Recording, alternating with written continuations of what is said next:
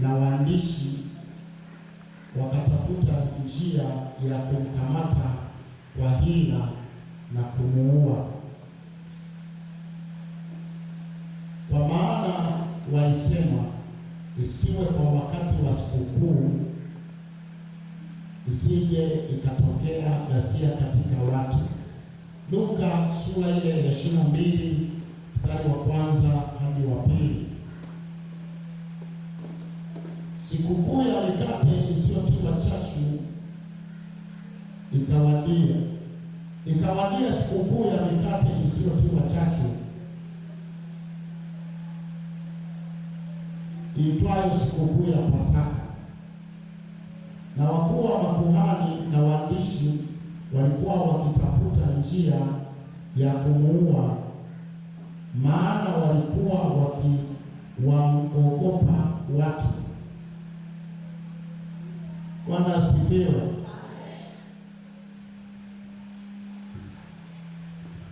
Moja ya jambo la muhimu sana la kujikumbusha leo,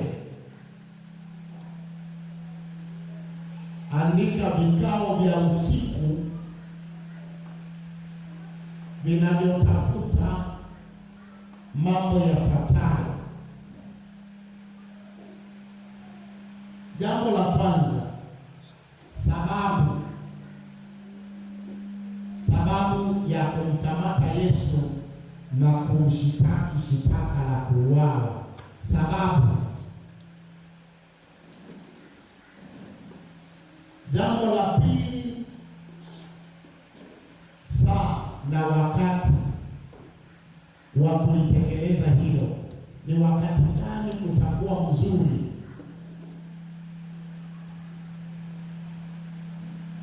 Jambo la pili, saa na wakati wa kulitekeleza hili. Wakati gani utakuwa mzuri wa kumkamata na kumuua bila kusababisha tatizo? Jambo la tatu, mahali gani? Jambo la tatu, mahali gani Yesu anastahili ambapo atakamatwa, ambapo hapata kuwa na population ya watu wengi.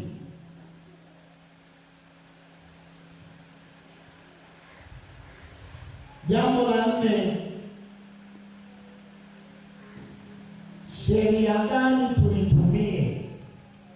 Sheria gani tuitumie? Jambo la nne, sheria gani tuitumie kumshitaki, kubainisha kwa sheria hii ana hatia inayostahili kufa. Na jambo la tano,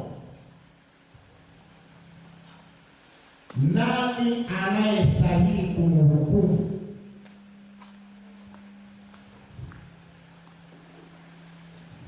Narudia haya maandiko. Ikawa Yesu alipomaliza maneno hayo yote, aliwaambia wanafunzi wake, mnajua ya kuwa baada ya siku mbili itakuwa Pasaka, na Mwana wa Adamu atasalitiwa asulubiwe. Wakati ule wakuu wa makuhani na wazee wa watu wakakusanyika katika behewa ya kuhani mkuu, jina lake Kayafa. Wakafanya shauri pamoja ili wamkamate Yesu kwa hila na kumuua. Lakini wakasema, isiwe wakati wa sikukuu, isije ikatokea ghasia katika watu. Katika Luka anasema baada ya siku mbili ilikuwa sikukuu ya Pasaka na mikate isiyochachwa. Wakuu wa makuhani na waandishi wakatafuta njia ya kumkamata kwa hila na kumuua. Neno hila, wakafanya njama, halafu kwa hila, tayari inabainisha kwamba hawana chanzo kizuri, hawana sababu ya msingi, hawana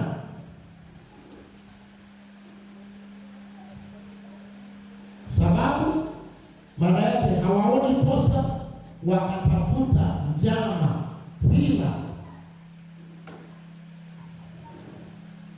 Anasema ikakaribia sikukuu ya mikate isiyotiwa chachu,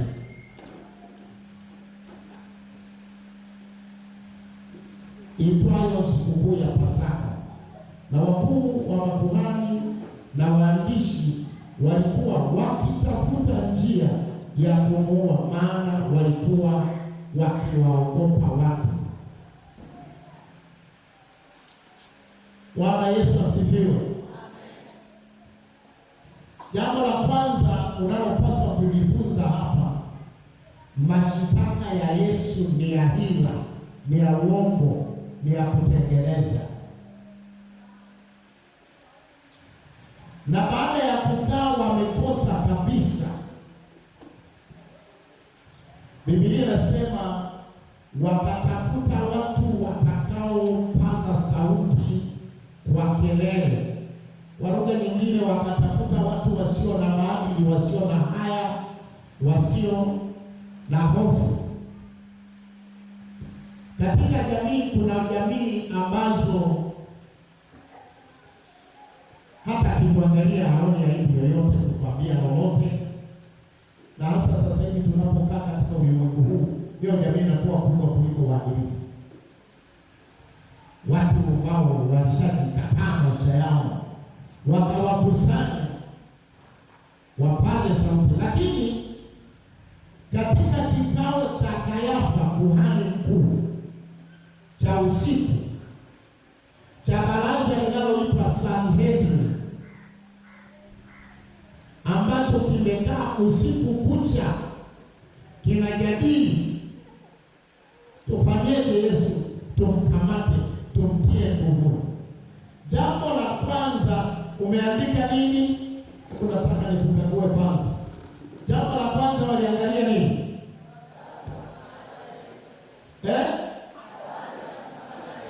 Wanatafuta kosa gani linalostahili tumtie nguvu.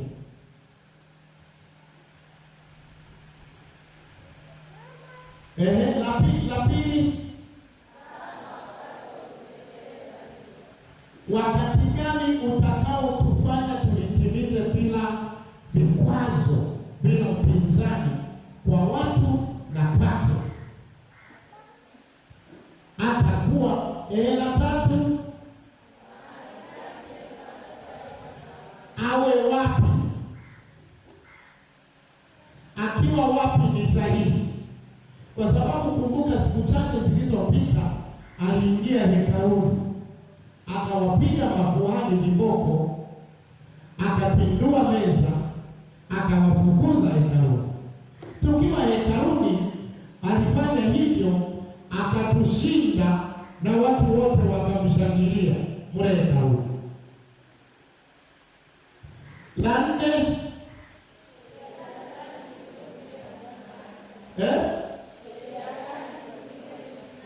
sheria ipi? Ya Mungu, ya Kaisari, ya Warumi au ya Kiyahudi?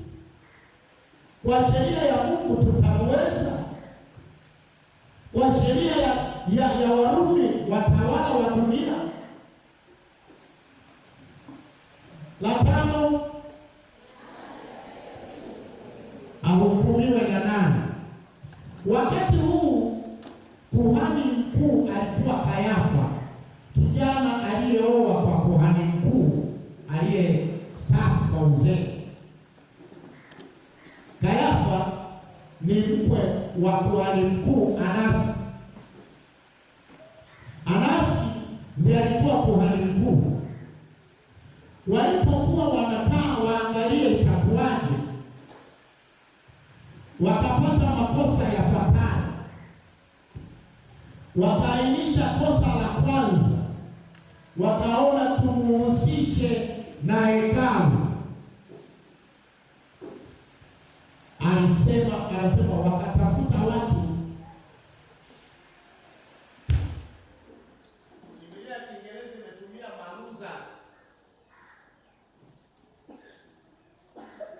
Wakatafuta watu wasio na busara, wasio na hekima, wasio na maadili. Wakasema wakapata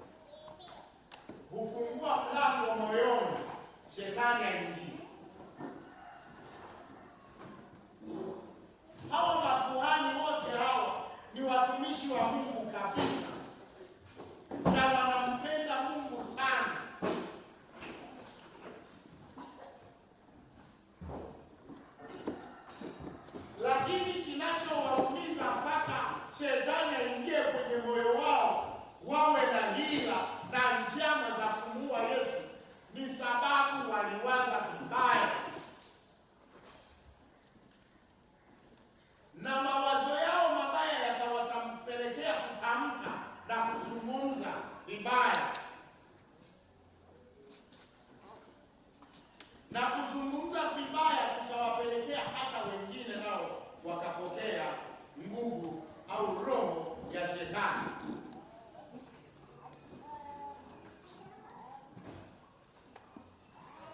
Hawa ni makuhani walioanzisha mchakato wa Yesu akamatwe auawe. Kwanza hawatafuti tu kumkosoa, wanatafuta wampatie kosa na akamatwe na auawe. Ndio mawazo na maazimio yao. Wamekubaliana hivi, ila wamekosa sababu, wamekosa sheria.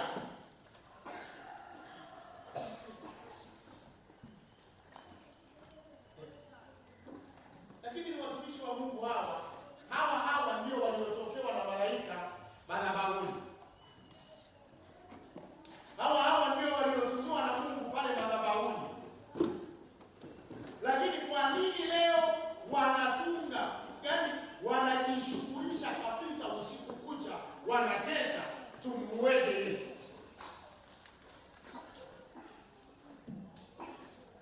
Jambo kubwa sana mtakalozungumza hapa leo juu ya jana. Tena waliofanya hivyo sio wapagani kutoka Uyunani, makuhani wa hekaluni. Naomba nisaidie kusoma Yohana 4.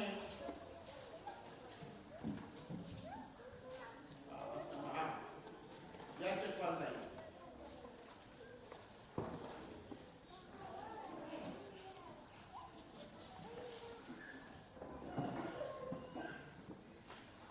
Turudi Mathayo 26.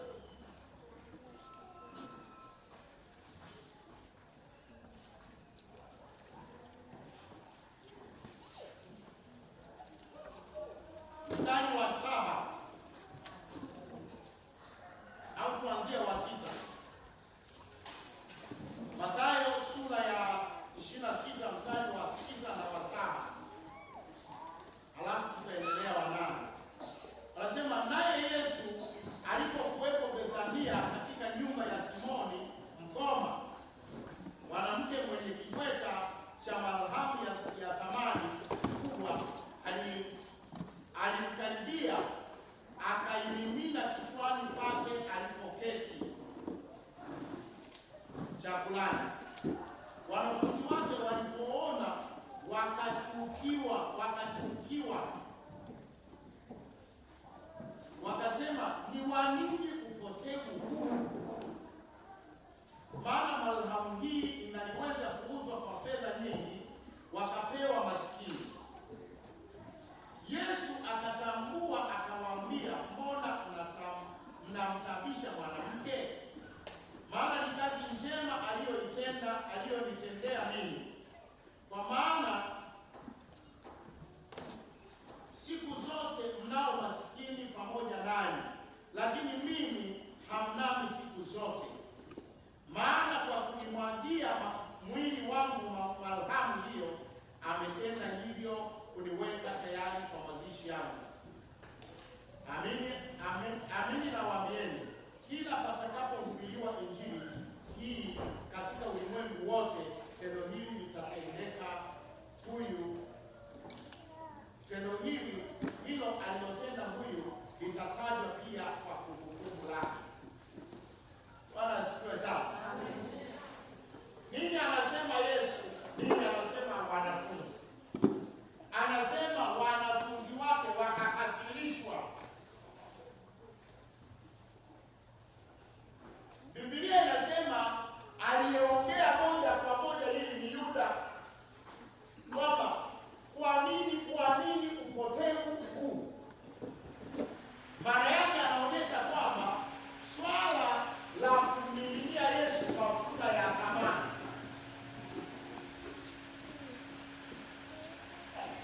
yeye amejichukulia ni uharibifu na ni upotevu, ni hasara. Anasema hivi, mstari wa 8, wanafunzi wake walipoona wakachukiwa, wakisema, ni wa nini upotevu huu? Anamwagiwa Yesu yale mafuta kichwani. Alafu yeye anasema, wa nini upotevu huu? Ujinga gani?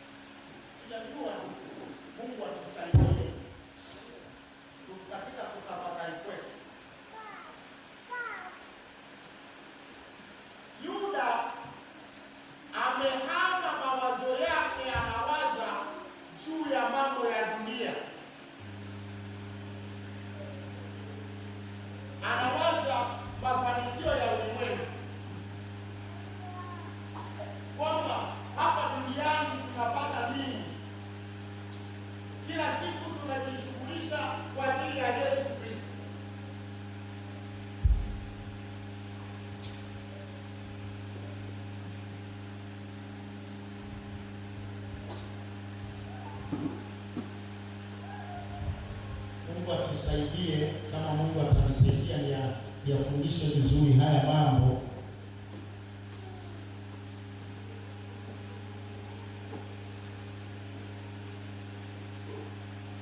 Niyazungumze moja baada ya nyingine. Jambo la kwanza, mawazo ya Wayahudi, mawazo ya makuhani, wao walichokuwa wanaona wanapoteza heshima. Wamepoteza utukufu wa kwamba wao ndio watumishi wa Mungu. Anayetazama sasa ni Yesu Kristo. Watu wanaomwendea sasa ni Yesu Kristo. Watu wanamsikiliza sasa Yesu Kristo. Hawasikilizi tena kama watumishi wa Mungu.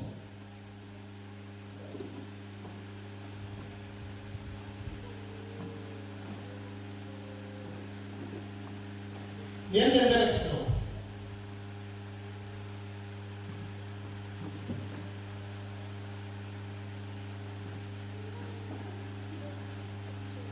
Ule mstari wa 14 anasema, wakati huo mmoja wa wale thenashara, jina lake Yuda Iskariote, aliyowaendea wakuu wa makuhani akasema, ni nini mtakachonipa nami nitamsaliti kwenu? Wakampimia vipande 30 vya fedha. Mstari wa 16 ucholee mstari. Anasema tokea wakati huo akawa akitafuta nafasi apate kumsaliti.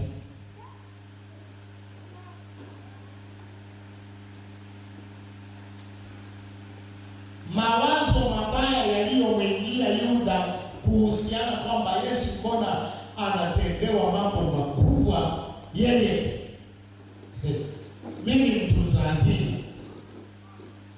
siheshimiwi, mali hizo ningetakiwa azije kwangu, kama ni kumgawia nimgawie, sio tu nampelekea mafuta ya gharama kama hayo na yamimina tu kwenye kichwa cha Yesu. Biblia inasema akatumia Kiswahili kwamba kwa nini asingeuzwa wakapewa maskini wakasaidiwa. Jambo muhimu la kuandika hapo, andika hivi: masikini mnao siku zote, lakini mimi Yesu sina ninyi siku zote. Somo muhimu hapo ni hii: matatizo ya dunia hii yapo siku zote maishani mwako, hayataondoka. Mahitaji hautayamaliza, lakini Yesu una muda mfupi mno wa kumtendea mema, wa kumfanyia, lakini siku zote unajishughulisha kwa ajili ya mahitaji. Anaosema maskini hawataji wale maskini wahitaji. Anapotamka maskini mnao siku zote, Yesu anamaanisha mahitaji yapo siku zote, lakini muda wa kumtendea Mungu ni mfupi. Muda wa kutatua matatizo yenu, na hata mkitatua usiku na mchana, yataendelea kuwepo, hamtayakamilisha.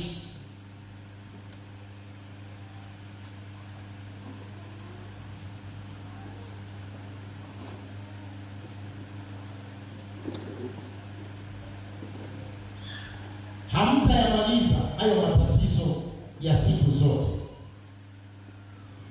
Kuwaza au kufikiria vibaya juu ya Mungu huingiza mlango, hutoboa moyo wa binadamu. Kuwaza vibaya juu ya Mungu hutoboa moyo wa binadamu ambao umefungwa, usiwe na mlango wa shetani kuingia kwenye moyo wako, kwenye moyo wa binadamu. Lakini mawazo mabaya, maneno mabaya juu ya Mungu, unaweza kuandika: moja, kuwaza vibaya juu ya Yesu; mbili, kusikia vibaya juu ya Yesu; tatu, kushindwa kutenda vizuri juu ya Yesu kunasababisha mlango wa mwanadamu shetani aingie, au kunampa haki shetani kuvamia moyo wa binadamu.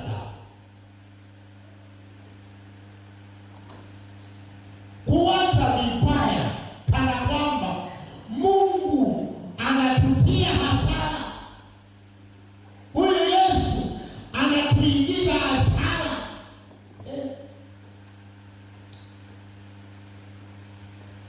Shetani akamwingia Yuda. Shetani akamwingia Yuda. Chanzo ni kumwangalia Yesu anamiminiwa mafuta, na Yesu akaona kwamba hii mali ningeipata kwa mahitaji yao. Pale tutakapofikia tukaona kwamba yale tuliyomtendea Yesu tumepata hasara, shetani ataingia kwenye moyo, tutaanza kuwaza kumsaliti.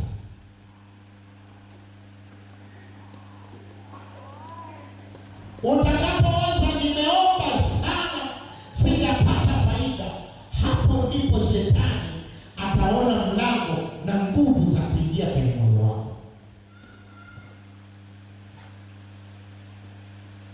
Jambo lingine kubwa la kujifunza hapa katika hivi, madhara ya kuwa mwanafunzi wa uongo wa Yesu Kristo. Unampata Yesu kwa lengo tu kwamba yeye umegundua anaponya, lakini hauko tayari vitu vyako vitoke kwenda kwake, maisha yako upoteze vya kwako kwa ajili yake, lakini unatamani nguvu zake na baraka zake zikufikie. Ndicho kilichowaharibu makuhani, ndio roho iliyowaingia makuhani. Walifikiri kwamba Yesu atawapromoti kwamba hawa makuhani wasikilizeni. Walimtegemea Yesu akasema hawa makuhani ni watumishi wa Mungu, lakini akasema waacheni, hao ni viongozi vipofu na ni viongozi wa vipofu, wanawapeleka jehanamu. Sasa amewanyima promotion. Wanaanza kumwazia vibaya. Sitaweza kusoma kila andiko. Wakati anaingia hekaluni, baada ya kuona umati wa watu wametandika nguo, wanasema hosana, mbarikiwa ajaye kwa jina la Bwana, yeye ndiye Kristo. Wananyanyua mitende, matawi ya miti, wanaimba, wanakimbia, wanashangilia, wanasema itatokea kiongozi wa siasa wala wa dini aliyeheshimiwa kama yeye. Wakatumia neno hili, tazameni ulimwengu wote uko nyuma yake unamfuata, tukimuacha hivi hivi lazima atateka watu wote wamgeukie. Wanaumia kwa sababu watu wanamwendea Yesu, hawawaendei wao, hawawasikii wao. Wakawaza vibaya auawe. Makuhani walianzia wazo hili hekaluni baada ya kuona kwamba Yesu anaingia Yerusalemu kwa shangwe na anapokelewa hekaluni, na wale watu waliozuiliwa kuingia hekaluni kwa wakoma, viwete, vipofu ambao walikuwa hawaruhusiwi kuingia hekaluni, wameingia hekaluni, wanashangilia, wanasema huyu ndio wa kumfuata. Wao wakawaza vibaya juu ya Yesu Kristo. Linganisha na Matendo sura ya Mitume, Matendo ya Mitume sura ya 5. Linganisha na Matendo ya Mitume sura ya 5 mstari wa 3. Kama kuna mtu anaweza kunisomea hapa. Na tutalinganisha na waraka wa Yohana sura ya 4 mstari wa 1 hadi wa 6. Tulinganisha ili kwamba ndipo shetani akamwingia Yuda, na wakati huo akaanza kutafuta kumsaliti.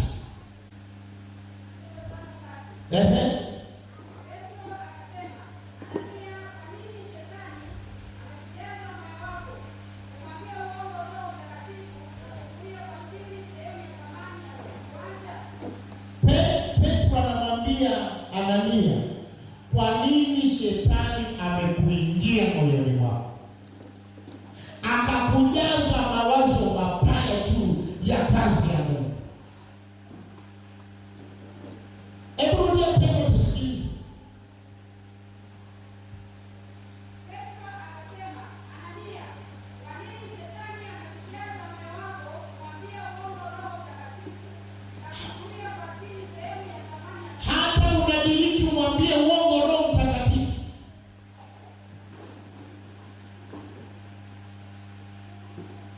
Pointi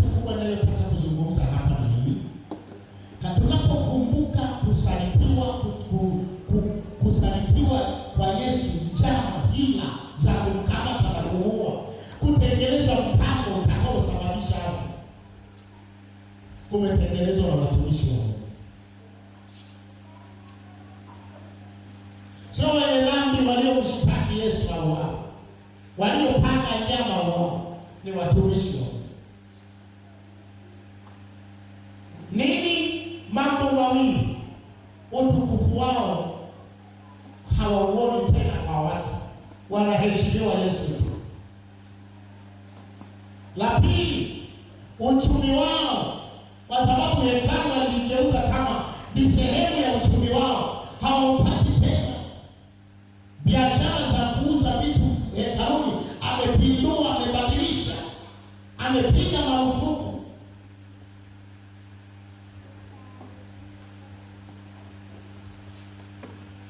Mungu atusaidie, akutafakarishe.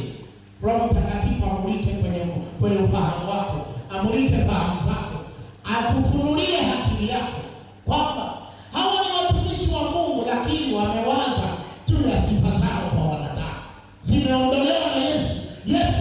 Lakini kuna mtu mmoja na yeye alikuwa hivi, anaitwa Yohana Mbatizaji.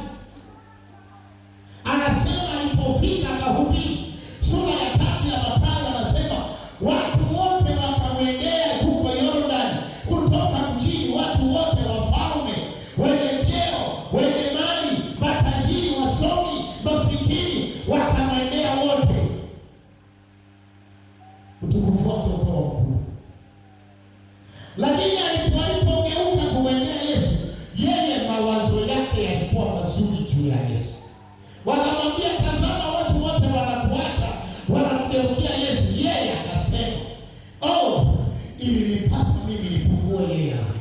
Mawazo haya yanakusaidia shetani akiingia moyoni mwako, kuwaza kwamba inastahili maisha yangu yamalizikie kumwendea Yesu, hata kama mimi duniani sitakuwa na faida wala heshima. Maisha yangu yawe sababu ya Yesu kutukuzwa, ya Yesu kuheshimiwa, ya Yesu kufuatwa. Mimi nisiamulie heshima wala mali, ndiyo sababu tu ya watu wampende Yesu. Wazo hilo linasababisha shetani asiingie moyoni mwako. Angalia katika waraka wa kwanza wa Yohana sura ya 4 mstari wa kwanza hadi wa 6, na Mungu nisaidie kusoma. Soma.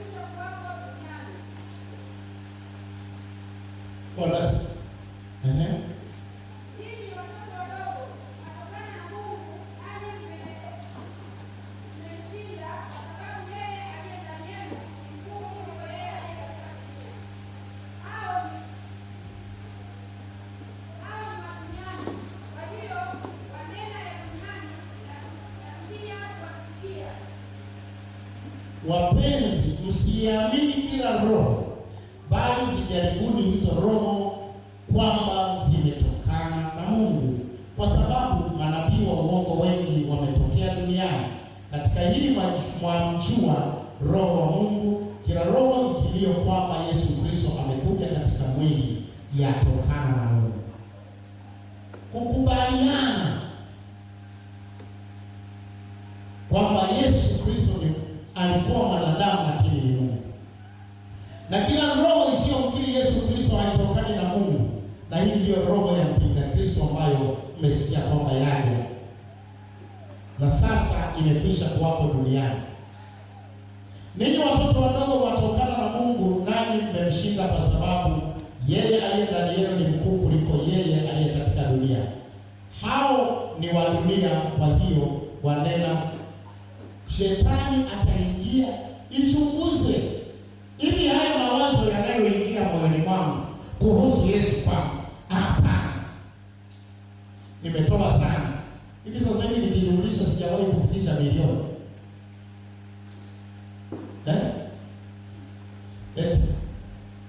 Toka nikaanza kutoa zaka sijawahi kufikisha milioni 3. Si ningekuwa na kiwanja.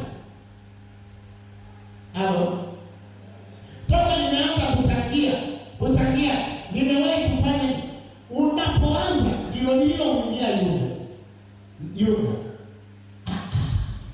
Sisi hatuna nyumba, hatuna usafi.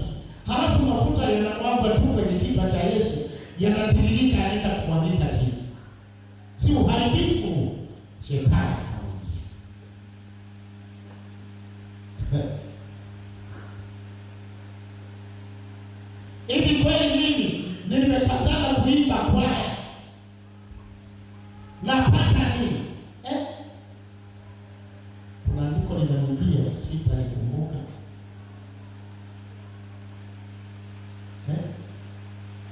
Sina kumbuka. Hebu jaribu kusoma Malaki 3:14 kama sikosei. Sio Malaki. Malaki 3:14. Mawazo mabaya yanasababisha shetani anaingia kwenye moyo wako.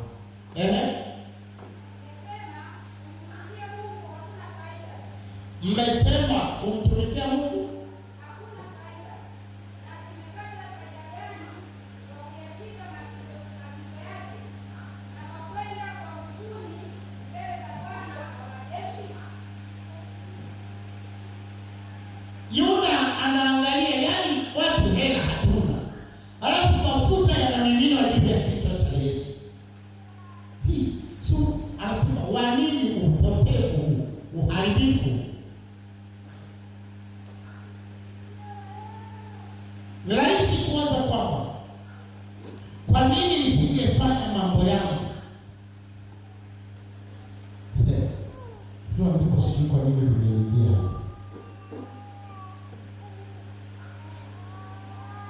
Kwa hiyo kusikiliza mawazo mabaya tu ya Mungu, shetani anaingia moyoni mwako.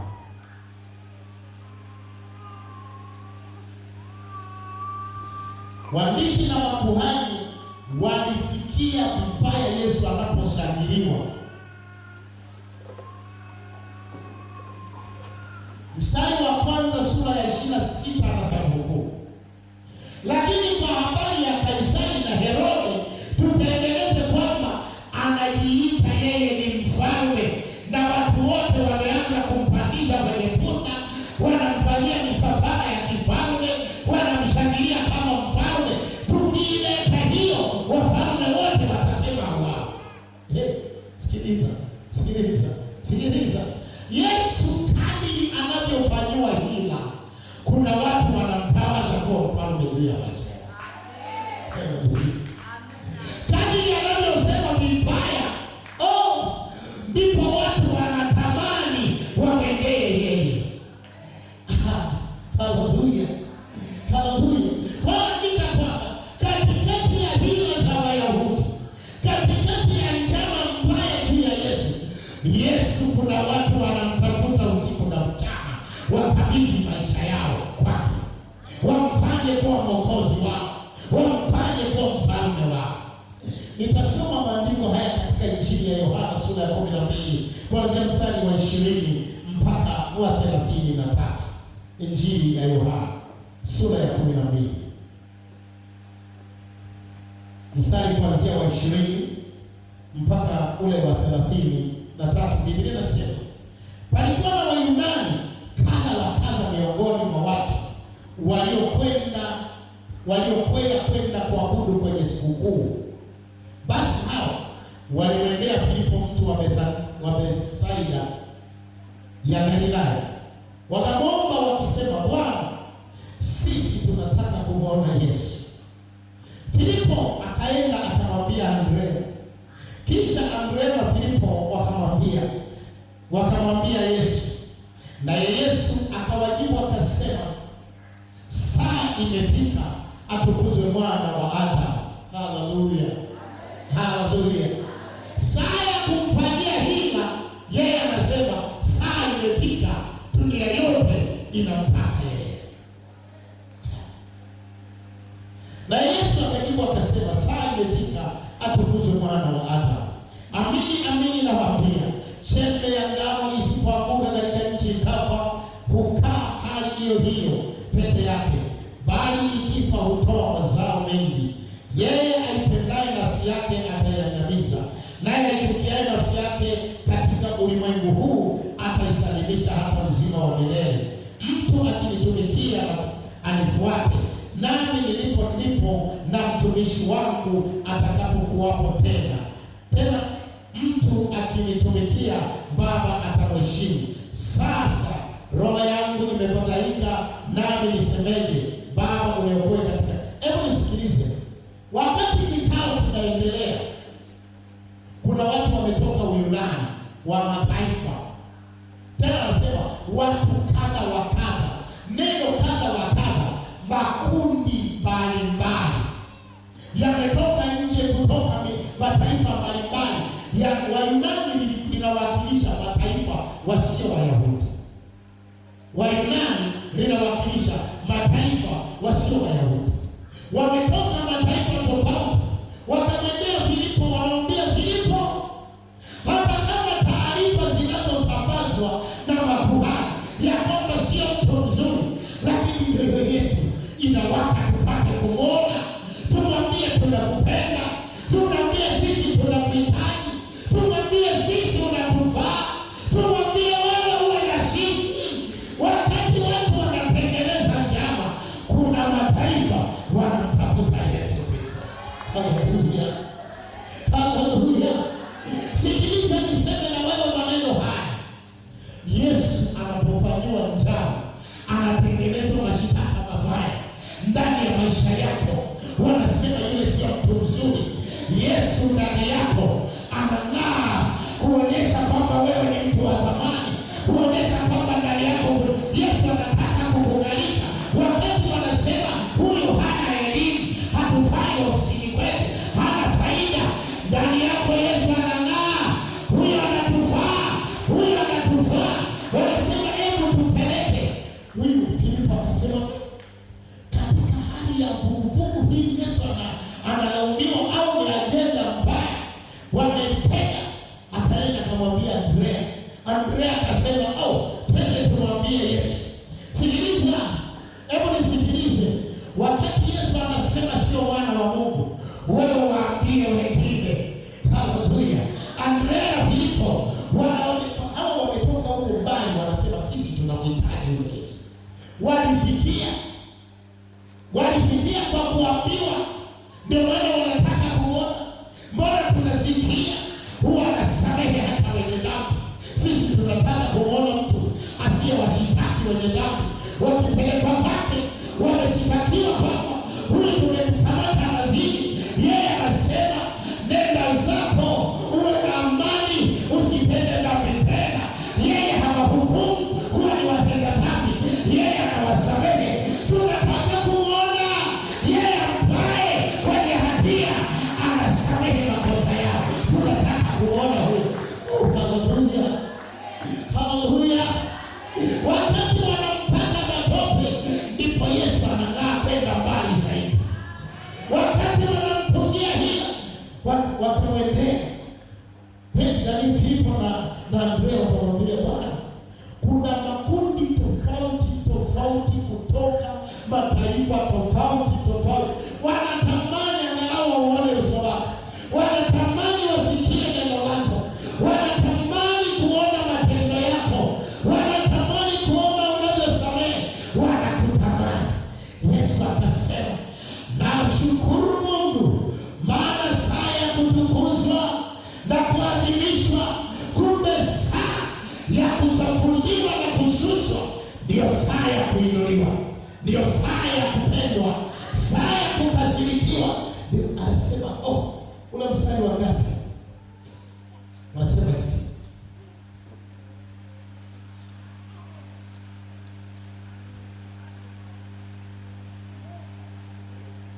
ule mstari wa 22. Filipo akaenda kumwambia Andrea, kisha Andrea na Filipo wakamwambia Yesu. 23. Naye Yesu akawajibu akasema, saa imefika, atukuzwe Mwana wa Adamu. Yesu, makuhani wanaona saa ya kumaliza imefika. Yeye anasema saa imefika, atukuzwe Mwana wa Adamu. Yeye anaona saa ya kutukuzwa kwake. Wakati wanaona yeye saa ya kumdhalilisha, yeye anaona saa ya kutukuzwa kwake. Mambo ya muhimu ya kuandika. Mambo ya muhimu ya kuandika. Moja, kila njama shetani anayoifanya juu yetu inatusaidia kututambulisha kwamba ni wana wa Mungu.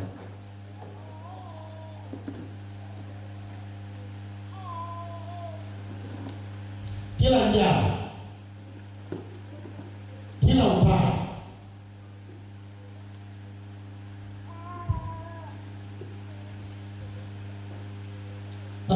naomba utoshi, ngoja nikimbie mbele kidogo. Swali, kwa nini waandishi na Mafarisayo walifanya umakini sana hata kikao chao wakafanya usiku? Kwanza, Sanhedrin sheria yake hairuhusi kukaa kikao usiku, na takiwa kae mchana. Sanhedrin, baraza la watu ambao hawaruhusi kukaa usiku, ikifika saa 12 mnatakiwa maanishe kikao, msijadili chochote na chochote kitakachojadiliwa ni haramu, si halali. Kwa hiyo mjadala wao sio halali. Lakini kwa nini wanafanya umakini? Kuna mambo yafuatayo.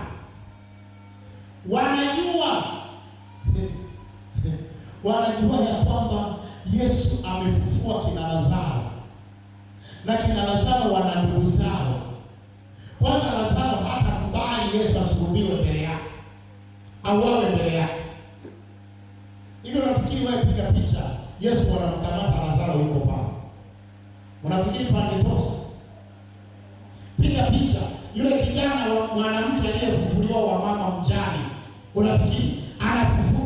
Yesu angeona, angetazama Yesu anakamata, angekubaliana? Piga picha ile sura ya 9 ya Yohana, yule kipofu aliyepona toka kuzaliwa kwake na sasa ana miaka 38. Angekubaliana Yesu akamate? Na ndugu zake, kile kijiji cha Bethania ambapo kilishuhudia Lazaro akitoka kaburini anakumuta funza wanadondoka, unafikiri kingekubali chote wamkamate Yesu? Kwa wanajua kwamba kuna watu wamemsikia Yesu, wamependa mafundisho yake, wamependa kazi zake, wamefaidika na nguvu zake, yule mwanamke aliyepelekwa apigwe mawe mbele ya Yesu, ameshitakiwa kwamba ni mzinzi, halafu Yesu akamwachilia. Unafikiria angesemaje? Angalia Yesu anakamata. Ndio maana wanasema hapana. Nini maana yake? Nataka kukusaidia nini kwenye ufahamu wako? Hata waliomshtaki Yesu ni roho tu ya shetani imewapagaa, lakini wanaona Yesu anakubaliwa kwa kazi zake njema. Watu wanamtaka Yesu kwa kazi zake njema. Watu wanampenda Yesu kwa kazi zake njema. Wao wanakwenda, lakini wanajua watu hawatatukubalia.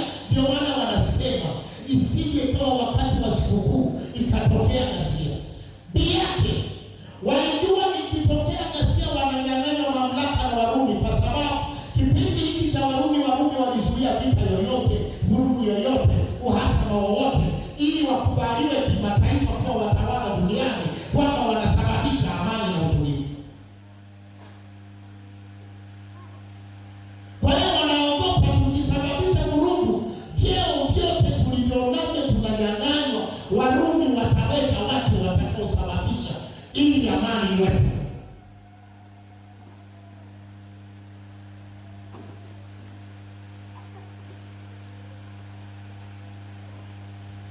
Hebu nisomee Mathayo 21:8-11. 21:8-11.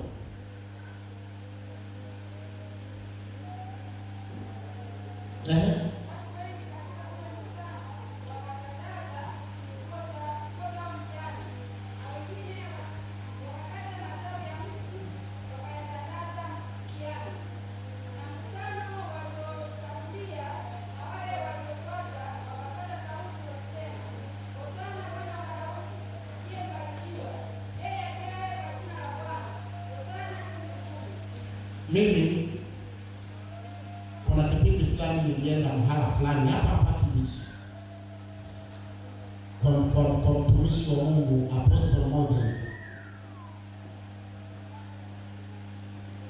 anaitwa mtume na nabii fulani, sitaji jina, hapa Kibisi.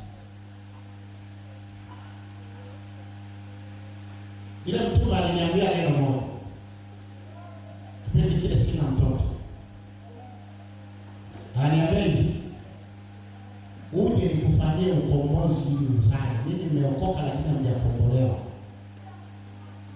Uje nikufanyie ukombozi. Wakati natamka hayo, kuna mtumishi wake kanisani ananifahamu. Mimi nikamwambia neno gumu kidogo. Nikamwambia bora nife bila kuzaa kuliko kunifanyia kamuujiza kauchawi nizae kadiri. Mimi siko tayari kupokea mkombozi aliyenikomboa Yesu Kristo hujamzidi wewe kukomboa. Nikamwambia mimi siko tayari kupokea majini yenu. Ananiambia majini nini? Nitakuua na utakufa. Kumbe yule mfanyakazi wake ananifahamu vizuri. Ninataka kuzungumza nini? Hiki tulichokisoma. Anamwambia kuanzia leo sitaabudu kwako na sitatumika na wewe. Huyu ni mtumishi wa Mungu kuliko wewe. Serious. Siwezi tu kumtaja yule mtu mkubwa huko serikalini, mkubwa sana. Anamwambia huyu ni mtumishi ambaye unapaswa ujifunze kwake. Kwa hiyo mimi siko tayari. Alipoongea hiyo mbele ya watu, wakatokea na wengine. Mmoja wapo ni Mama Pius, tunamfahamu Mama Pius. Akahama akaja hapa mpaka Kawasha. Walimkimbia huyo apostol. Nazungumza juu ya nini? Wanachokiona makuhani na waandishi hapa, wanasema huyu ndiye mbarikiwa, ajaye kwa jina la Bwana. Inawadhibitishia wamemkubali Yesu Kristo. Amen. Kwa hiyo kinachowasumbua ni mawazo. Wamewaza kama Yohana, wakasema amebarikiwa ajaye kwa jina la Bwana, Roho Mtakatifu ameshuka juu yao. Wamepokea nia ya Kristo, wamepokea wazo la kimungu, wasije wazia kumsulubisha. Hata kama Yesu amesalitiwa, wao wasije husika. Kweli Yesu ni lazima asulubiwe, kweli Yesu ni lazima asalitiwe, lakini usiwe wewe. Usiwe wewe. Bwana Yesu asifiwe. Andika kuhusiana na Yesu kupakwa mafuta. Kuhusiana na Yesu kupakwa mafuta.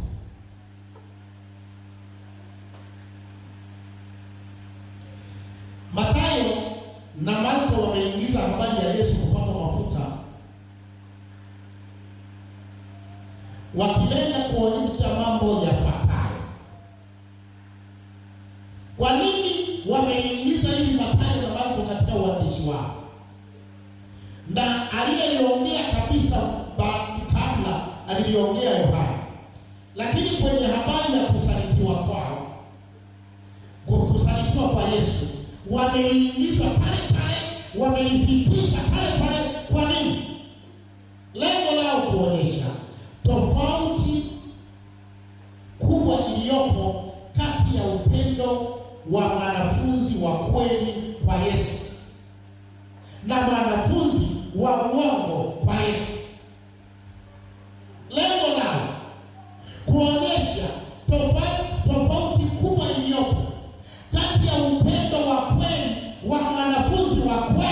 kwa Yesu Kristo, na kuonyesha wanafunzi wa uongo unavyoweza kusleta usaliti. Ndio lengo lao. Lengo lao hapa waonyeshe kwamba Yuda ni mwanafunzi wa Yesu. Leo wanataka kutufunulia kwamba ndani ya nyumba ya Mungu kuna wanafunzi wa Yesu wasio wa kweli. Yuda ni mwanafunzi wa uongo wa Yesu Kristo. Hivyo hana upendo, anajipenda yeye kuliko Kristo.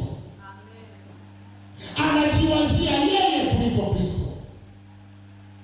Mambo yakitendeka kwa ajili ya Kristo yanamuumba, anatamani yatendeke kwa ajili yake.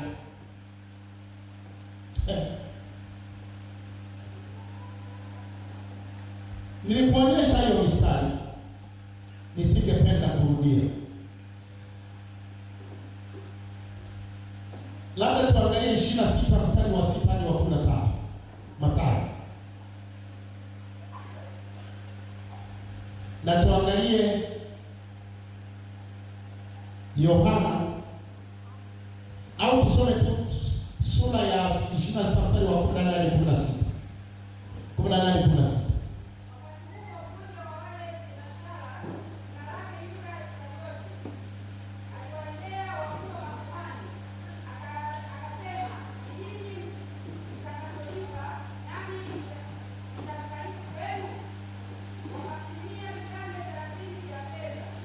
Ishia tu hapo. Yohana 12:6. Mmoja asome haraka. 12:6 Yohana. Kwa vipi hiyo kufungua Biblia mnashinda? Haya nikasema hayo si kwa kuhurumia maskini, bali kwa kuwa ni mimi. Na ndiye aliyeshika mfuko akachukua nilivyochukua huko. Yuda alisema juu ya yale mafuta ni mpotevu kwa sababu ya ndani yake anajipenda mwenyewe na anashika mfuko na amekuwa anautumia kwa ajili yake, sio kwa ajili ya Kristo. Anautumiaga ule mfuko. Ndio maana anasema ileteni hii iuzwe, ingizwe kwenye mfuko, kwa sababu ule mfuko anautumia kwa ajili yake zaidi, sio kwa ajili ya Kristo. Hasemi kwa kuwahurumia maskini, ila kwa sababu anajiwazia yeye. Kwa hiyo kwa nini limeingizwa swala la Yesu kupakwa mafuta kichwani, kumiminiwa mafuta? Lengo kuonyesha kwamba huyu mwanamke ambaye hayuko kwenye idadi ya wanafunzi, lakini alipokomboa na msamehe, ameshtakiwa ni mwenye dhambi, ni kahaba. Na huyu mwanamke huyu, unajua ni nani huyu mwanamke? Hivyo umemfuatilia huyu mwanamke ni nani? Huyu mwanamke ndio Mariamu, dada yake Lazaro. Baba yao anaitwa nani? Ngoja nione jina lake, baba yao hapa. Huyu ndio mwanamke yule ambaye ni wako Martha na Mariamu. Huyu Mariamu ndiye aliyemimina mafuta kichwani kwa Yesu. Anaonyesha kwamba kwanza yeye wakati huu alikuwa ni kahaba tu wa kawaida, lakini alipomwambia Yesu umesamehewa dhambi zako, upendo wake kwa Yesu, moyo wake kwa Yesu akaumimina kwa 100%, akayatoa maisha yake yote, hakubakiza kama alivyokuwa Yuda, akajiachilia, akasema akaanza kumimina yale mafuta. Mafarisayo wakasema, mbona huyu Yesu mwenyewe anapakwa mafuta na ni kahaba, hata hajui, anafikiria kitu na maana. Kumbe yule Yesu akawaambia, aliyesamehewa sana atapenda sana. Kwa hiyo hili limeingizwa hapa kuonyesha kwamba yuko tayari kupoteza thamani zake zote kwa ajili ya Kristo.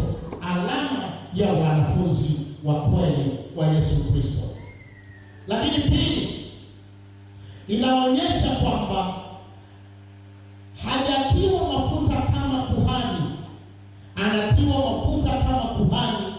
anayekwenda msalabani. Mathayo 20 hiyo tulisoma mara. Andika Yesu kukamatwa. Yesu kukamatwa. Mstari wa 47 sura ya 26, 47 hadi 56. Kama kuna mtu anaweza kunisomea.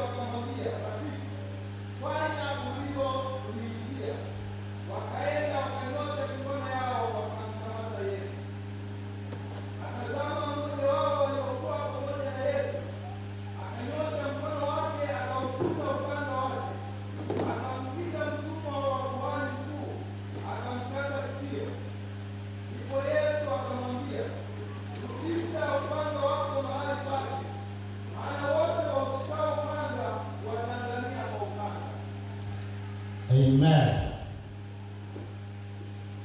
Alipokuwa katika kusema, tazama, Yuda mmoja wa wale thenashara akaja pamoja naye kundi kubwa wenye panga na marungu na wametoka kwa wakuu wa makuhani na wazee wa watu. Jambo la kwanza la kuandika mstari wa 47.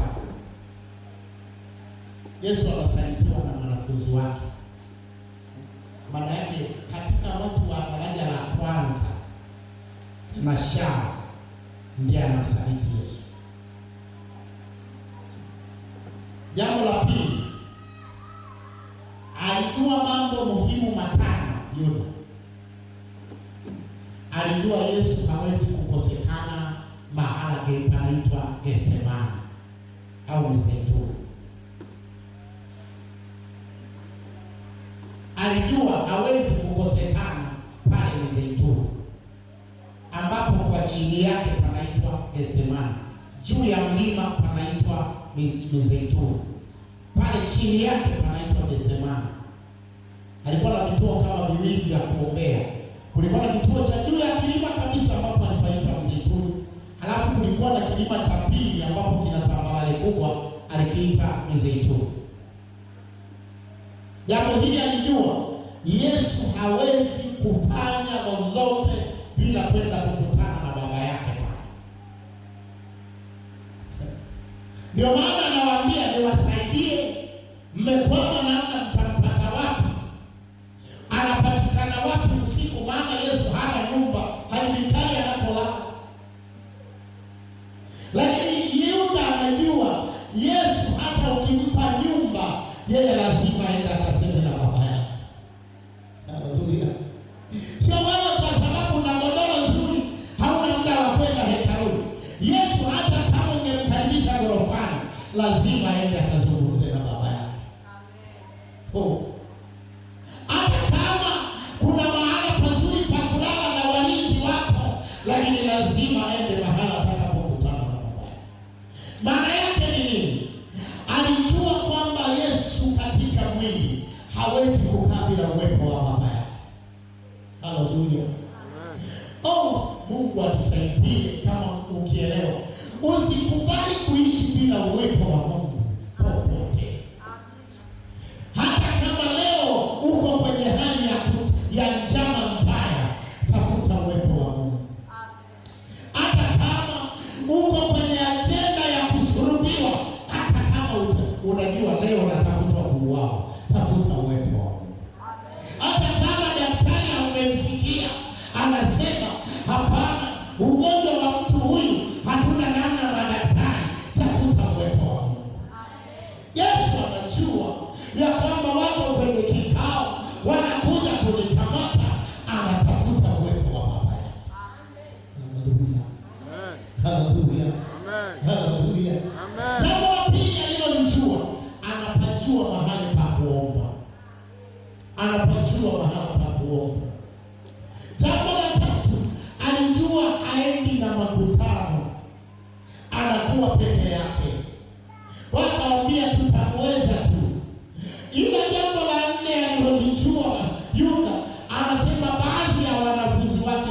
wabishi. Petro ataleta ubishi. Chukueni na panga na marungu. Chukueni na panga na rungu. Anajua kuna watu wabishi. Na Yesu alijua hiyo. Katika kukamatwa kwake mambo ya kuzingatia. Kwamba Yesu saa ya kukamatwa kwake alijua, akatafuta kuwaweka katika uwepo wa Mungu. Jambo la pili, wanamwendea usiku wakati alihubiri mchana, wakati aliponya mchana, wakati aliwaendea hekaluni mchana.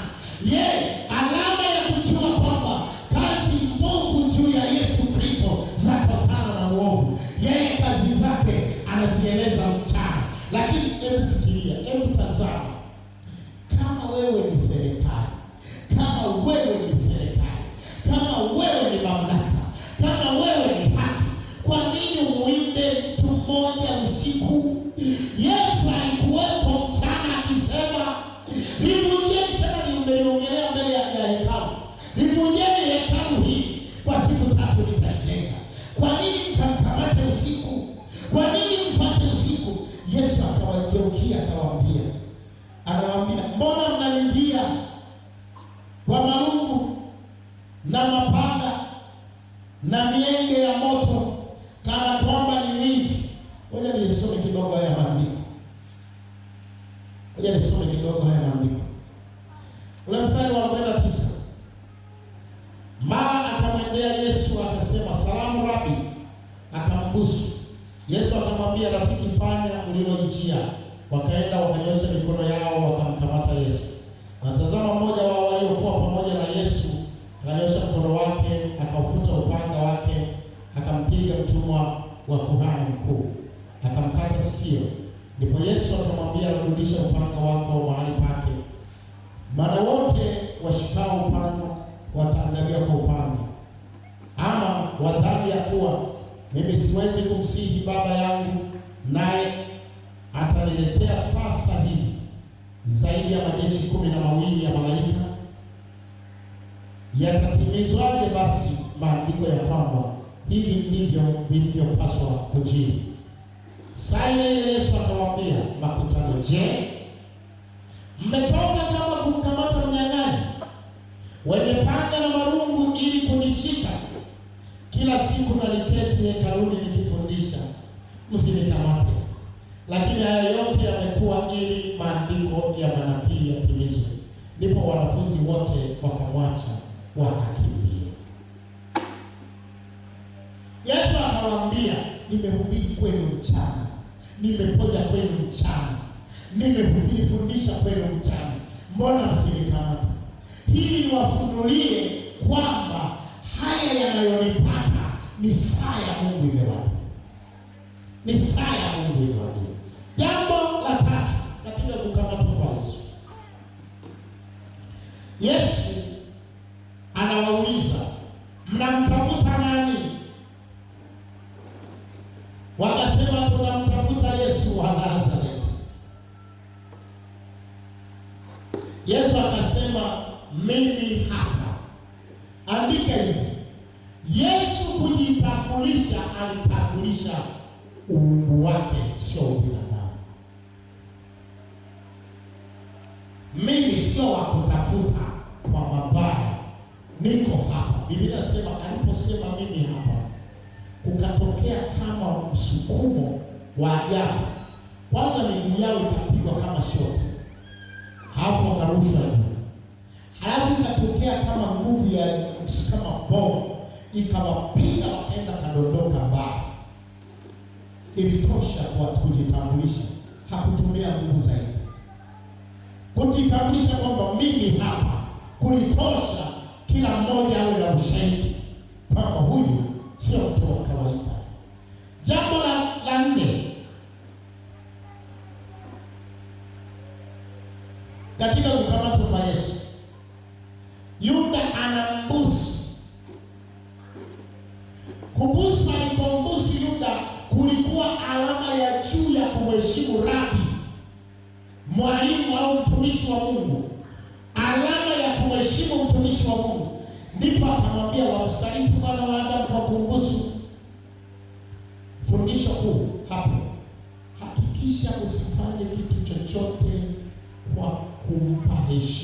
ya uongo Mungu. Hakikisha usifanye kitu chochote kwa kumpa Mungu heshima ya uongo. Nataja mashtaka nimalize. Shtaka la kwanza mbele ya kuhani mkuu Anasi, ambalo wakataja kwamba yeye amejifananisha na Mungu na anasema kulivunja hekalu. Walipomshtaki hilo, alijibu kwa ujasiri na kwa nguvu, akawaambia, livunjeni basi hili hekalu, nami nitalijenga ndani ya siku 3. Yaani wamemuuliza, umesema hivi? Akasema livunjeni basi. Yaani hakujibu, anawaambia livunjeni. Ujasiri waliojibu, Anasi akashindwa kuhukumu. Kuhani mkuu mzee Anasi akashindwa kwa sababu kisheria sio kuhani mkuu. Wakampeleka kwa Kayafa, kuhani mkuu mpya. Wanafika kwa Kayafa, wakamwambia amekufuru.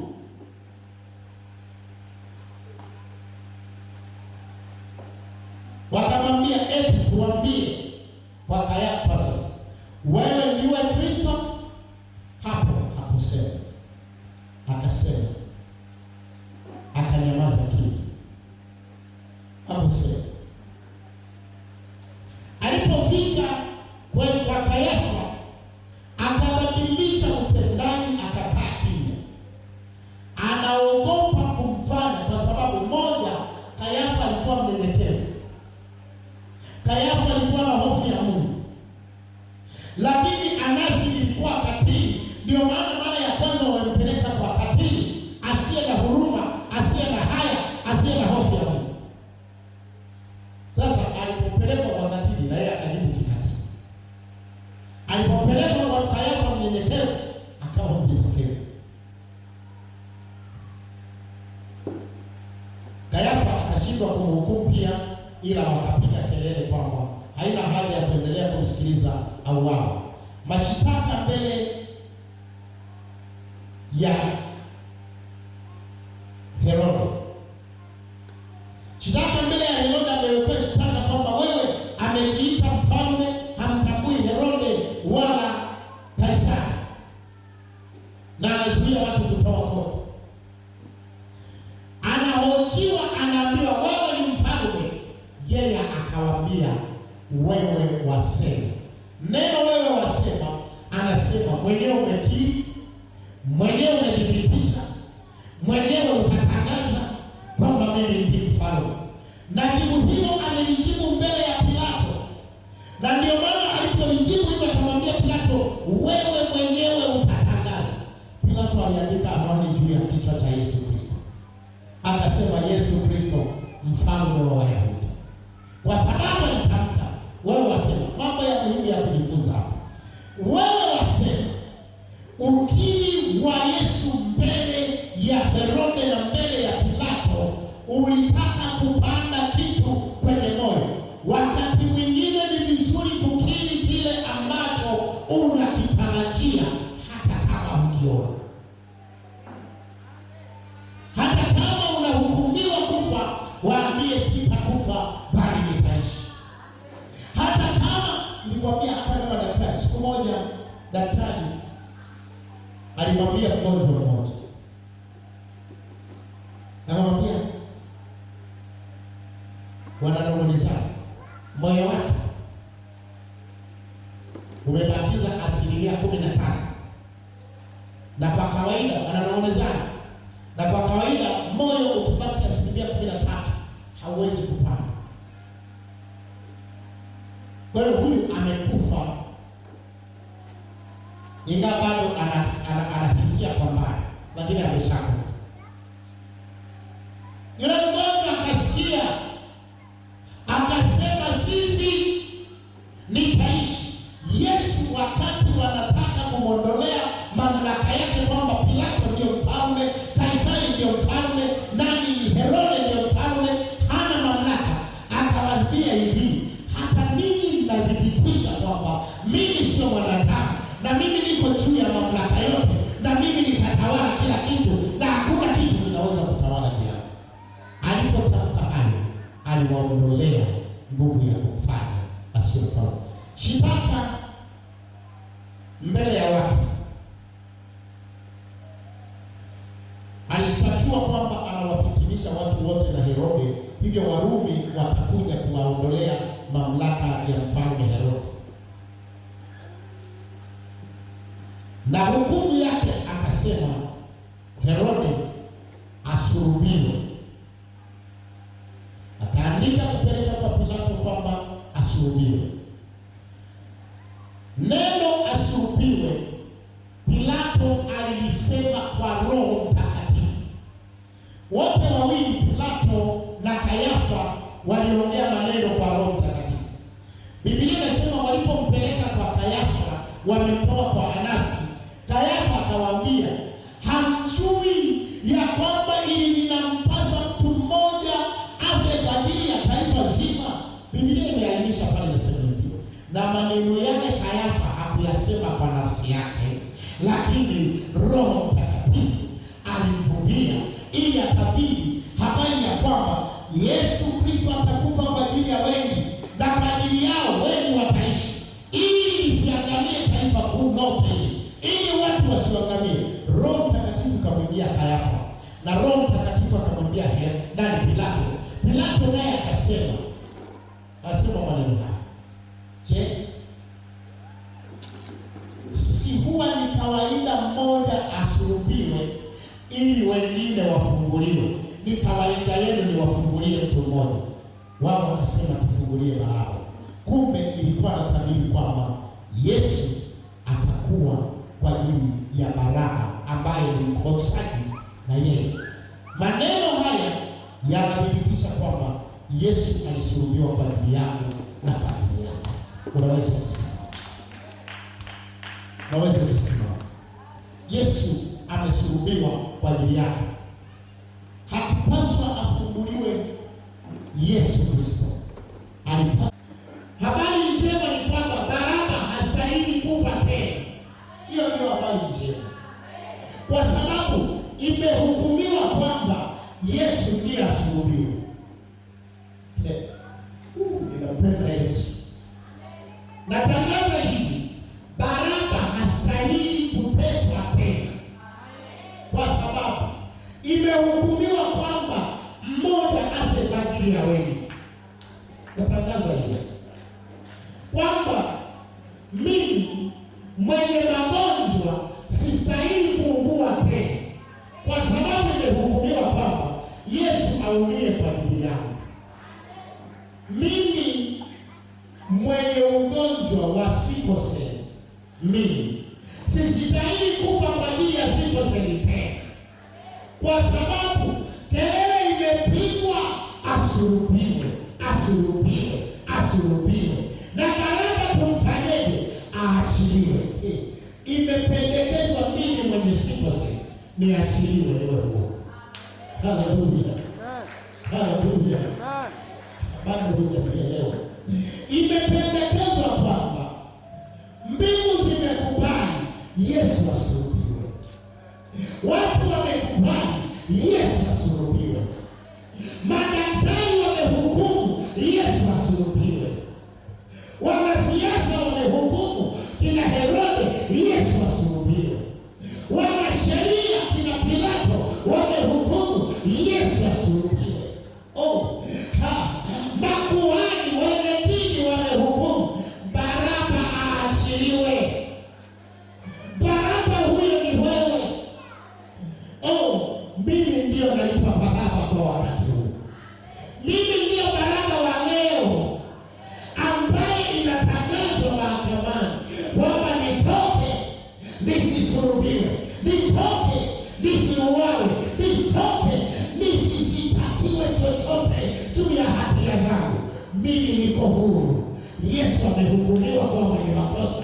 Wewe huna dhambi tena, wewe huna hatia tena, wewe huna udhaifu tena, wewe huna kosa tena.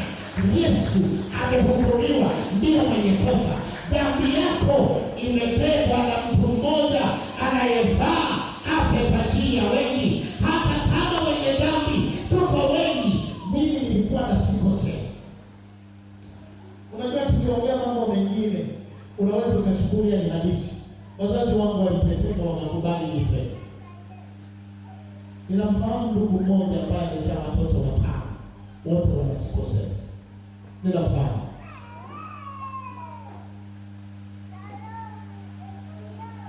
Mama yao anaitwa Grace Mwakayoka. Amezaa watoto 5 wana sikoseli. Watoto wameenda baada ya kufika miaka fulani wakaanza kufa mmoja. Mpaka sasa amezika wote 5. Mwaka jana amezika mtoto wa mwisho.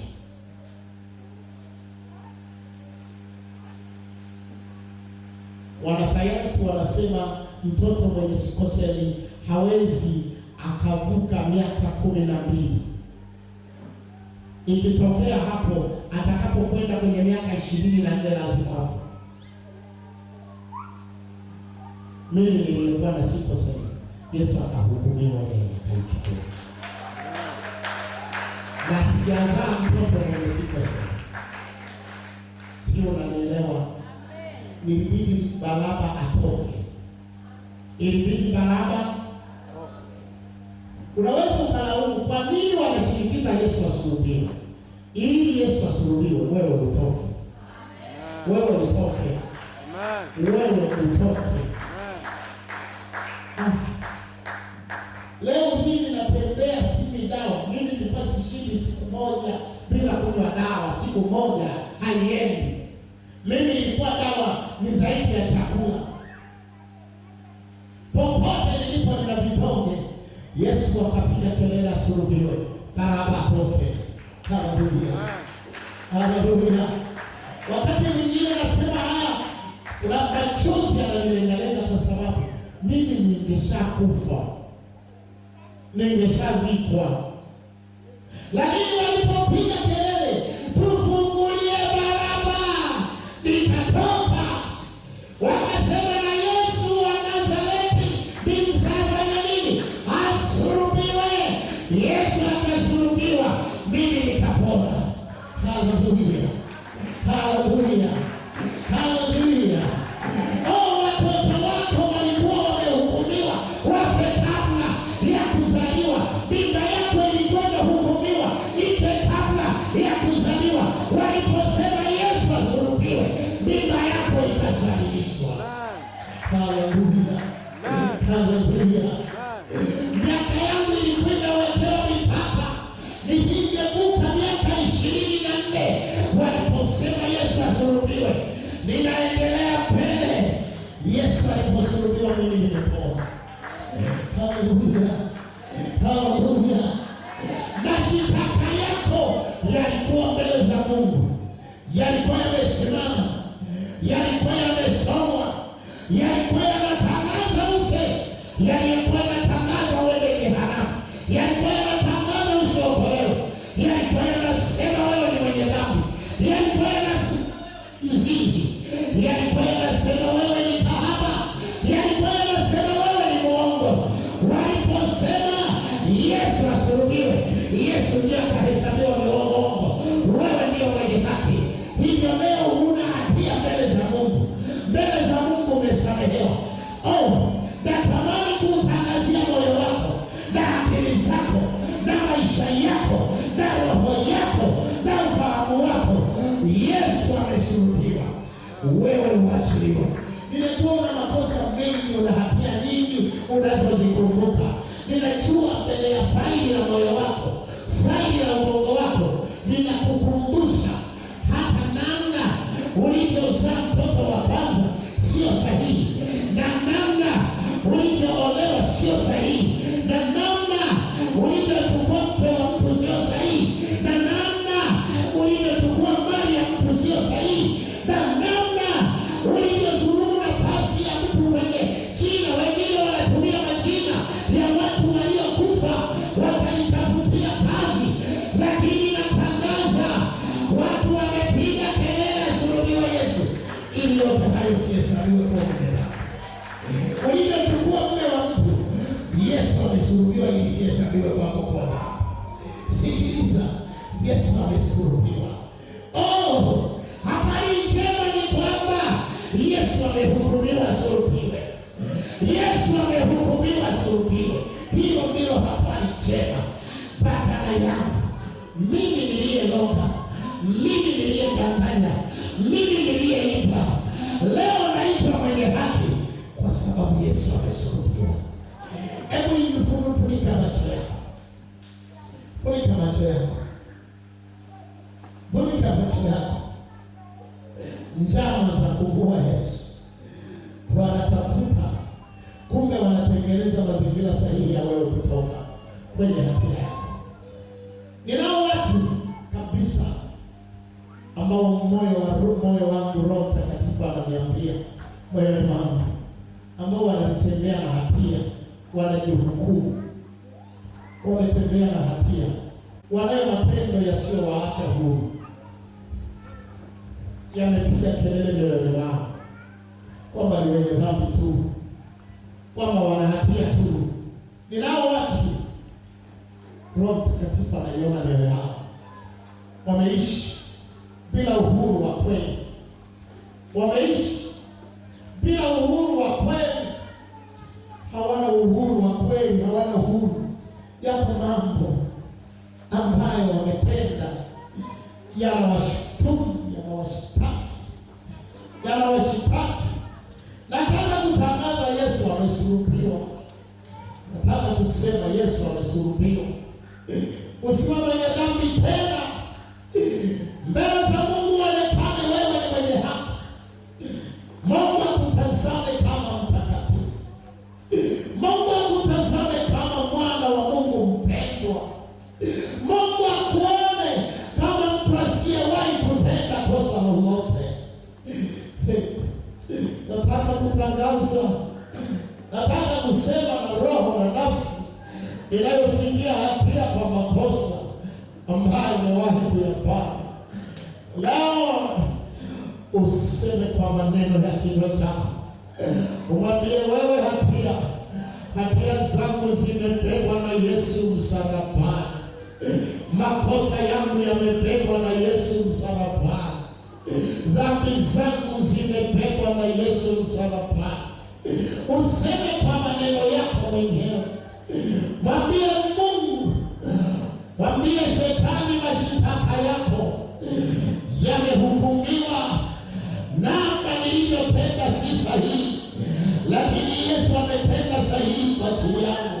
Amebeba hatia yangu, amebeba makosa yangu, amebeba uovu wangu, amebeba dhambi zangu. Na leo Yesu ninakumbuka kwamba hakukwepa hatia yangu, alibeba. Akasema Kayafa, akatabiri Kayafa kwa Roho Mtakatifu, akasema imempasa mtu mmoja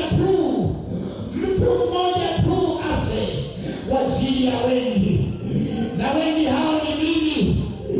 Mimi leo sina sikosema. Hata madaktari wamepima mara 100, sina dalili, kwa sababu yupo aliyesulubiwa kwa ajili yangu, yupo aliyebeba dhamana ya udhaifu wangu. Mimi leo si mwenye dhambi tena, mimi leo sio mfunga majini tena, kwa sababu yupo aliyehukumiwa kwa ajili yangu. Ninatamani kila mmoja ainue mikono yake amwombe Mungu. Kila mmoja inua mikono yako mshukuru Yesu. Wewe ukustahili mbele za Mungu, wewe ukustahili mbele za Mungu, lakini leo Bwana amekustahilisha, amekustahilisha kwamba huna hatia, hukufaa kupewa chochote kwa jina la Yesu, lakini leo unafaa kumwambia Mungu chochote. Ulitengwa mbali na Mungu, leo Bwana amekukubali katika jina la Yesu Kristo aliye hai, katika jina la Yesu Kristo aliye hai, katika jina la Yesu Kristo aliye hai, katika jina la Yesu Kristo aliye hai, katika jina la Yesu. Hebu mwambie Mungu juu ya hatia unayosikia moyoni wako. Mwambie Mungu juu ya hatia unayosikia moyoni. Mwambie Yesu amesulubiwa kwa ajili yangu. Mwambie Yesu, niambie hiyo hatia. Ewe hatia, Yesu amesulubiwa kwa ajili yangu. Yesu ameteswa kwa ajili yangu. Imani yako imeonekana haitoshi, lakini Yesu anataka kuitosheleza. Yeye ambaye amepeleka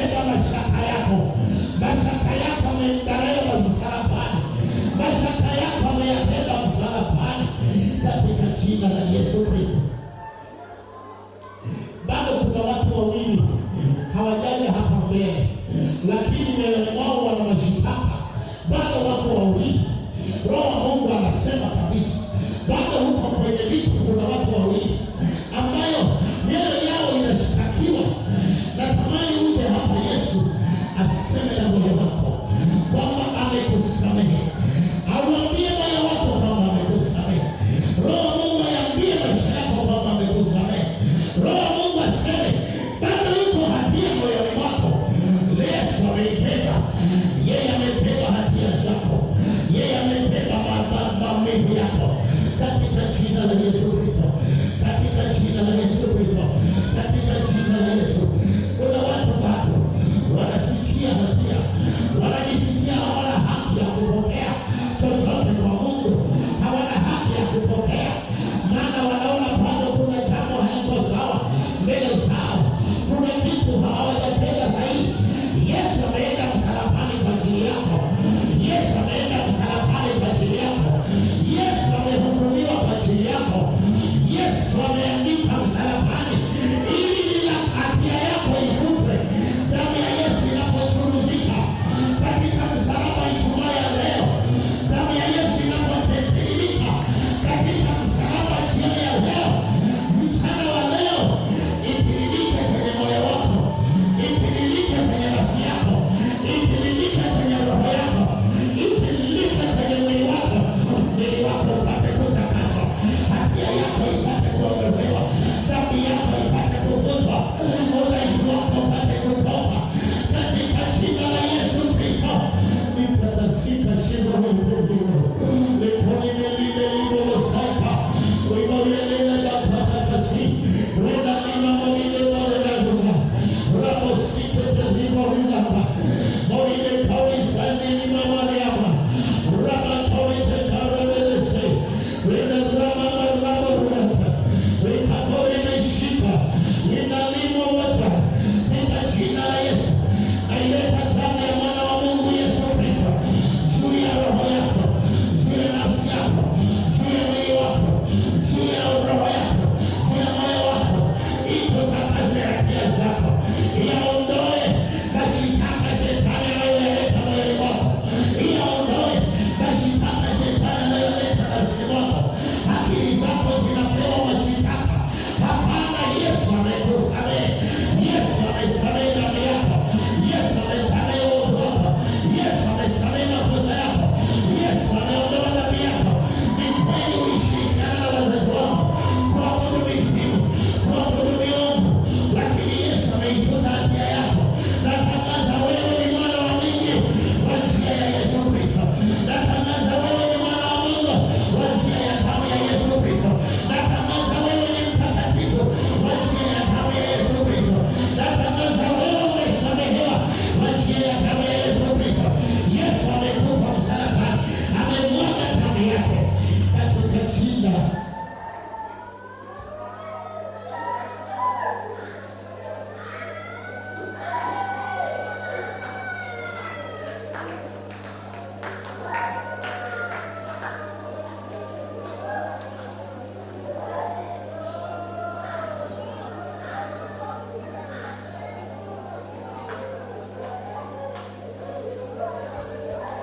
Baba. Ninawabariki watoto wako kwa neno lako katika jina la Yesu.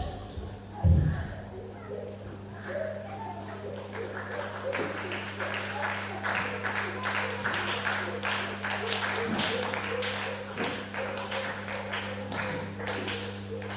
Naomba niseme maneno.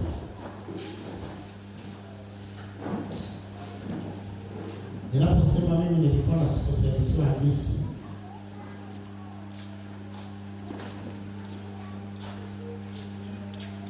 Kaka yangu mimi, baba yake Michael, nimempesa mbeba kwamba hapo pote nashindwa kutenda. Nipasi usiku kwenda mbali. Nipasi usiku kwenda mbali.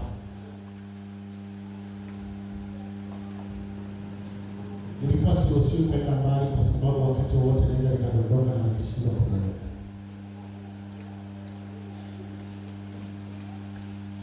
Lakini nasema kweli mbele za Mungu na malaika wakishuhudia.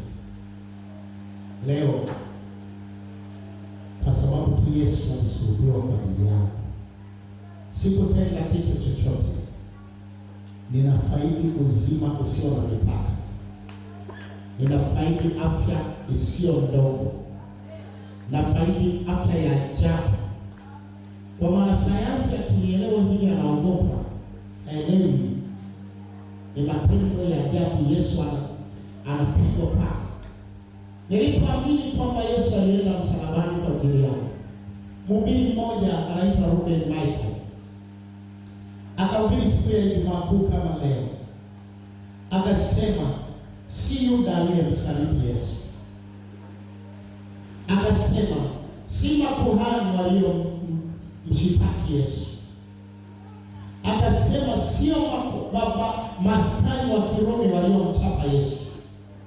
Magonjwa yako ndio ulikuwa unampiga Yesu wewe. Mambo yako makubwa yasiyowezekana ndio yalikuwa yanampiga Yesu msalabani. Na ili kuona kwamba ndio hayo, akasema neno yule mhubiri, leo hayo mateso yaingie mwilini wako, yaliyompiga Yesu yaende msalabani, yaliyokuwepo kwa Yesu yaende juu yako. Sana sekunde moja nikasikia uponyaji. Ndani ya sekunde moja nikasikia uzima. Sikiliza, najua umejihesabia tu wewe ni wa hivyo, kwa sababu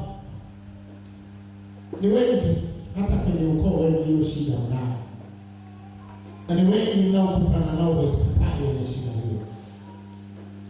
Mko wengi na mnaonyeshana daktari mzuri, na mimi nataka niseme taaluma niliyopewa, Yesu amesulubiwa kwa ajili ya hiyo shida. Kitu kinachotokeza, Yesu amesulubiwa kwa ajili yako. Mchana wa leo usitoke hapa, mwambie Yesu ule mjeledi unaopigwa,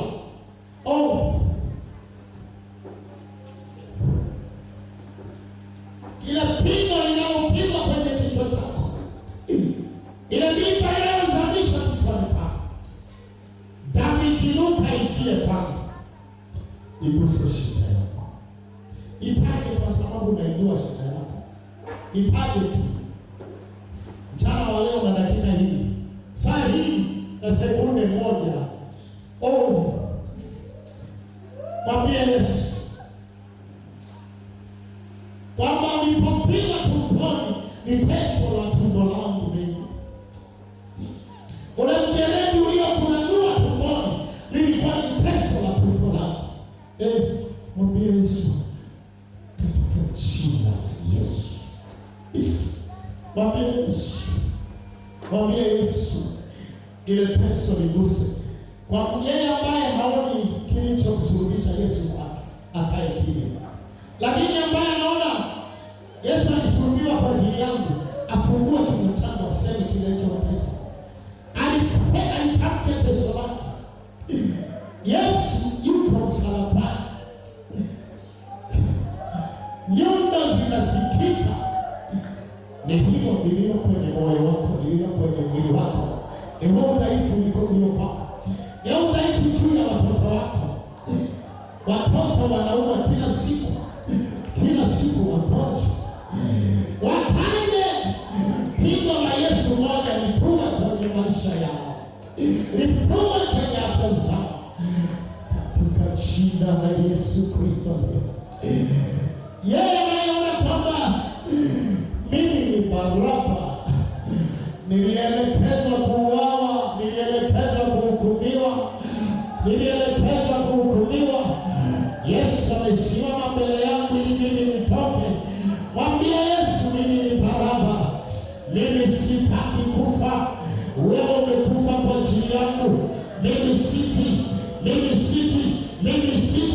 Sema Yesu, kutokea msalabani anakuangalia, kutokea msalabani anakusikia, kutokea msalabani anakuona, kutokea msalabani anakuangalia, kutokea msalabani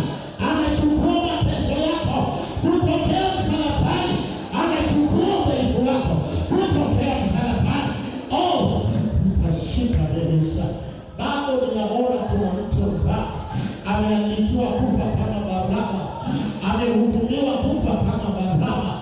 Yuko mtu amehukumiwa kufa kama Baraba, na Yesu anataka awe anasimame yeye kwa ajili yake, katika jina la Yesu Kristo, katika jina la Yesu. Ewe mimi ya mauti na wewe roho ya mauti, Yesu amekufa msalabani kwa ajili ya huyu, kwa ajili ya huyu, katika jina la Yesu. Ninaliona karibu sana, yametamka mauti yake, imetamka kifo chake, imetamka mauti yake katika jina la Yesu, na katika mauti ya Yesu juu ya uhai wake, nipandala musiki wenye kulala ndani, na kama Yesu amekufa kwa ajili yake, katika jina la Yesu, katika jina la Yesu, katika jina la Yesu, katika jina la Yesu, katika jina la Yesu. Natamka wewe uliyetamkiwa kifo kama Baraba, ausife kwa jina la Yesu. Ninatoa mauti ya Yesu badala yako, ninaileta mauti ya Yesu, wewe uishi. Naitangaza mauti ya Yesu, wewe uko juu yake. Yeye aishi kwa kifo chako, yeye aishi kwa kifo chako, yeye aishi kwa kifo chako, yeye aishi kwa kifo chako, yeye aishi kwa kifo chako, yeye aishi. Natangaza maisha yake, natangaza uhai wake, natangaza uhai wake, natangaza uhai wake, natangaza katika jina la Yesu. Linalomasha limekuwa jina la Yesu Kristo aliye hai.